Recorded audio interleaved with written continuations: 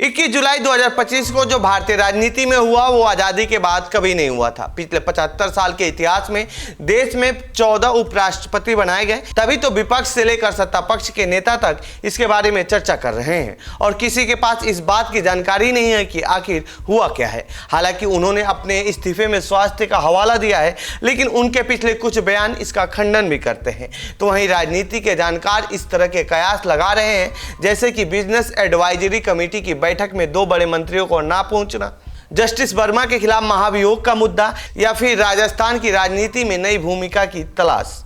अब इनमें वजह जो कुछ भी रहा हो, लेकिन इस मानसून सत्र में धनखड़ के इस्तीफे ने विपक्ष के सभी मुद्दों पर पानी फेर दिया है। अब सवाल ये है कि क्या धनखड़ ने इस्तीफा दिया है या फिर उनसे लिया गया है। तो आइए जानते हैं इस रिपोर्ट में इन्हीं सभी सवालों के जवाब। नमस्कार, मेरा नाम है प्रमोद और आप देख रहे हैं जनसत्ता। दरअसल जगदीप धनखड़ पेशे से तो वकील रहे हैं, लेकिन वकील के तौर पर उनकी बहुत ज्यादा पहचान नहीं रही है। राजनेता के तौर पर उनकी ज्यादा चर्चा होती रही है। हालांकि उन्होंने कई बड़े मामलों में वकालत भी की है। साल 1951 में राजस्थान के झुंझुनू जिले में जन्मे जगदीप धनखड़ राजस्थान विश्वविद्यालय से विज्ञान में स्नातक किया है। दिल्ली विश्वविद्यालय से कानून की पढ़ाई की है। फिर साल 1989 में सुप्रीम कोर्ट और राजस्थान हाई कोर्ट में वकील के तौर पर काम शुरू किया।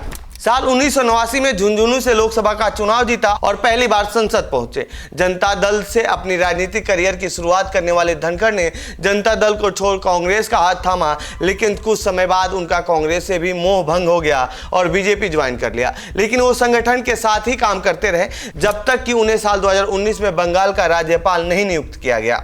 इनके बंगाल का राज्यपाल रहने के दौरान बंगाल की सत्ताधारी पार्टी टीएमसी ने संवैधानिक पद पर रहते हुए राजनीतिक पार्टी से प्रेरित होकर काम करने का आरोप लगाया। इस दौरान ममता सरकार और धनखड़ के बीच खूब टसन देखने को मिलता था। इस दौरान इनके काम को देखते हुए मोदी सरकार ने साल 2022 में उपराष्ट्रपति नियुक्त कर दिया।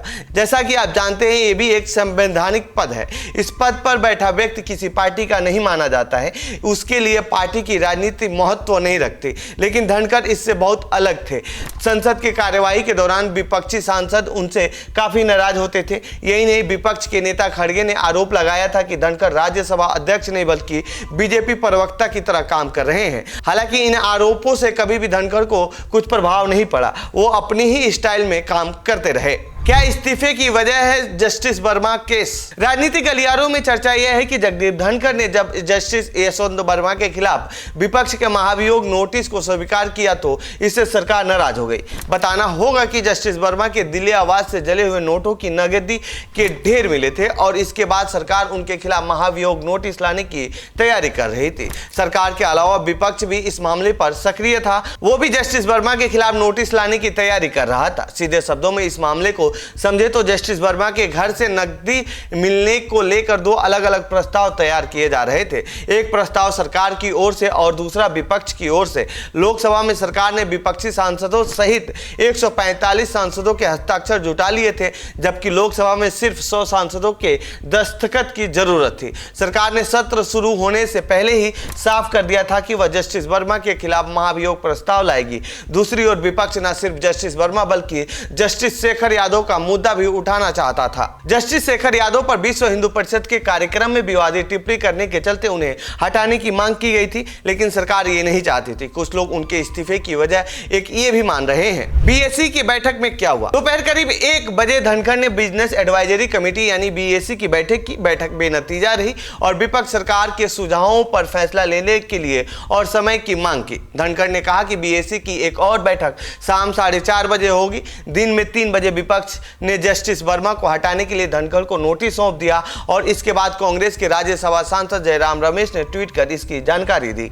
एनडीए सांसदों से लिए गए हस्ताक्षर। द इंडियन एक्सप्रेस ने सूत्रों के हवाले से लिखा है कि केंद्र सरकार उपराष्ट्रपति जगदीप धनखड़ के द्वारा इस संबंध में विपक्ष के प्रस्ताव को स्वीकार किए जाने से नाराज थी, क्योंकि सरकार को ऐसा लगा कि विपक्ष इस मामले में उससे आगे निकल गया है और इसके बाद जल्दी जल्दी एनडीए सांसदों के हस्ताक्षर जुटाने का काम किया गया। बीजेपी के कई सांसदों ने द इंडियन एक्सप्रेस को बताया कि उनसे दस्तखत जस्टिस वर्मा के खिलाफ महाभियोग लाने के संबंध में लिए गए थे। 2 सांसदों ने बताया कि उनसे बिल्कुल सफेद कागज पर हस्ताक्षर लिए गए और साफ नहीं था कि ऐसा क्यों किया गया। मोदी कैबिनेट के 3 मंत्रियों ने द इंडियन एक्सप्रेस को बताया कि यह दस्तखत जस्टिस वर्मा के खिलाफ नोटिस लाने के संबंध में लिए गए थे, लेकिन तब तक बात बिगड़ चुकी थी। धनखड़ से क्यों खफा हुआ बीजेपी का हाईकमान? जगदीप धनखड़ विपक्ष का नोटिस स्वीकार कर चुके थे और उन्होंने राज्यसभा में इस बात का ऐलान किया कि उन्हें नोटिस मिल गया है। धनखड़ ने कहा कि न्यायाधीश जांच अधिनियम के अनुसार जब संसद के दोनों सदनों में एक ही दिन प्रस्ताव की सूचनाएं प्रस्तुत की जाती हैं तो आरोपों की जांच के लिए लोकसभा अध्यक्ष और राज्यसभा के सभापति द्वारा मिलकर एक समिति गठित की जाती है। इसके बाद सरकार परेशान हो गई और उसकी सारी कसरत एक तरह से धरी की धरी रह गई।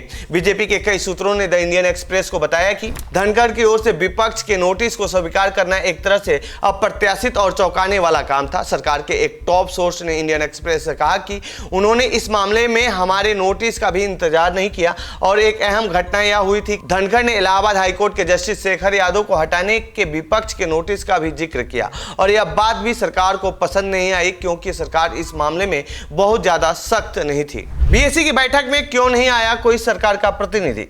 इसके बाद धनखड़ ने पिछले साल फरवरी में राज्यसभा में नोटों की गड्डी मिलने का मामला भी उठाया। बताना होगा कि यह गड्डी सांसद अभिषेक मनु सिंघवी की सीट से मिली थी। धनखड़ ने कहा कि इस मामले की जांच की जानी चाहिए। इसके बाद धनखड़ ने शाम 4:30 बजे बिजनेस एडवाइजरी कमेटी बैठक फिर से बुलाई, लेकिन सरकार का कोई भी प्रतिनिधि उसमें शामिल नहीं हुआ। ना तो जेपी नड्डा, ना किरण रिजिजू और ना ही अर्जुन राम मेघवाल पहुंचे।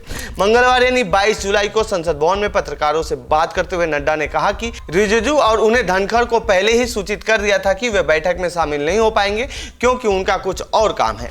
कांग्रेस का कहना है कि धनखड़ ने इस्तीफा उनका अपमान किए जाने की वजह से दिया है।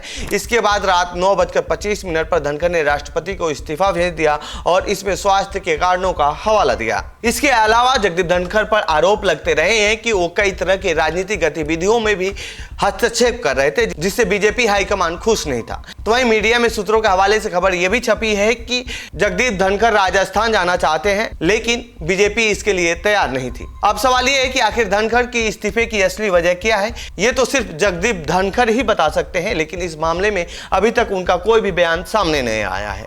फिलहाल इस रिपोर्ट में इतना ही। आपको क्या लगता है, आखिर जगदीप धनखड़ ने अपने पद से इस्तीफा क्यों दिया है?